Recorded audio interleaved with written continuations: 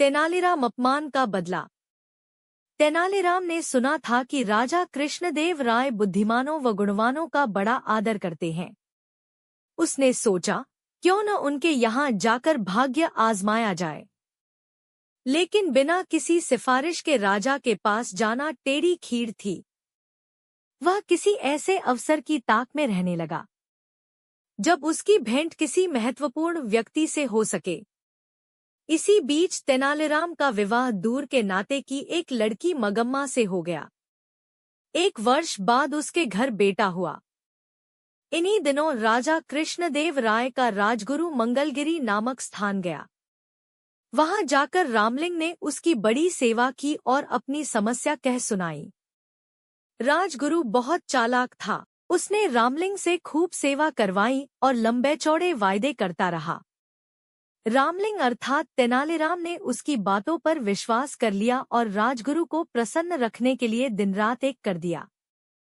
राजगुरु ऊपर से तो चिकनी चुपड़ी बातें करता रहा, लेकिन मन ही मन तेनालीराम से जलने लगा।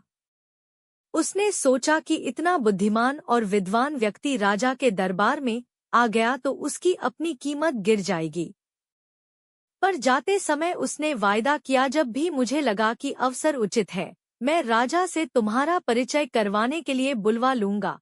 तेनालीराम राजगुरु के बुलावे की उत्सुकता से प्रतीक्षा करने लगा, लेकिन बुलावा न आना था और नहीं आया। लोग उससे हंसकर पूछते, क्यों भाई रामलिंग, जाने के लिए सामान बांध लिया ना? कोई कहता, मैंने सुना है कि तुम्हें विजयनगर जाने के लिए राजा ने विशेष दूत भेजा है। तेनालीराम उत्तर देता, मैं आने पर सब कुछ होगा। लेकिन मन ही मन उसका विश्वास राजगुरु से उठ गया। तेनालीराम ने बहुत दिन तक इस आशा में प्रतीक्षा की कि राजगुरु उसे विजयनगर बुलवा लेगा। अंत में निराश होकर उसने फैसला किया कि वह स्वयं ही विजयनगर जाएगा। उसने अपना घर और घर का सारा सामान बेचकर यात्रा का खर्च जुटाया और माँ, पत्नी तथा बच्चे को लेकर विजयनगर के लिए रवाना हो गया। यात्रा में जहाँ कोई रुकावट आती, तेनालीराम राजगुरु का नाम ले देता। कहा, मैं उनका शिष्य हूँ।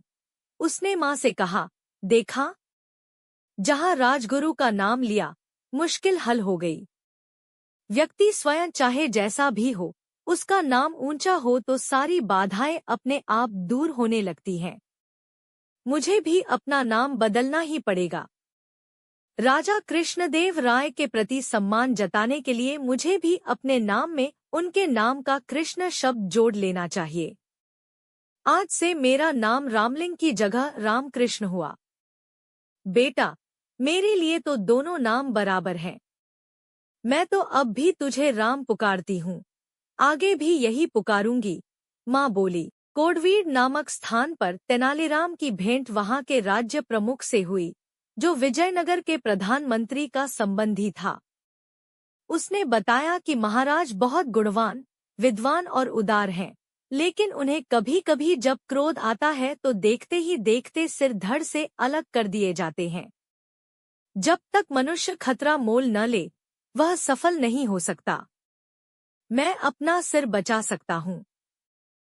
तेनालीराम के स्वर में आत्मविश्वास था।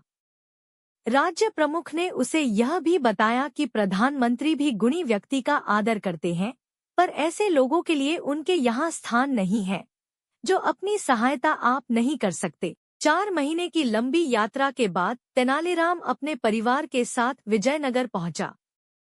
वहां की चमकदमक देखकर तो वह दंग ही रह गया।